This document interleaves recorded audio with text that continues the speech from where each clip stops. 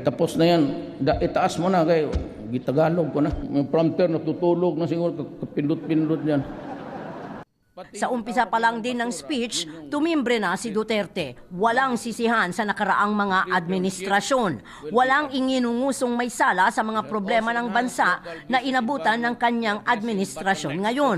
Guys, yung presidente pa si former President Rodrigo Duterte, never siya nag-blame sa previous administration patungkol sa yung sa Tacloban, yung nasira sa Yolanda. Ngayon, yung current administration, kayo na lang ang husga at tingnan nyo yung video. So, make a comparison. Kasi pag tayo ang nagja-judge, hindi naman talaga perfecto yung yung every administration. Siguro may pagkukulang, pero kung titingnan mo naman yung wider perspective, marami namang nagawa sa PRDD.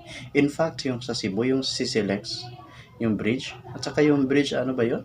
Sa Davao Beata yun. Magaganda yun. That is very attracting, no? Attractive to tourists, no?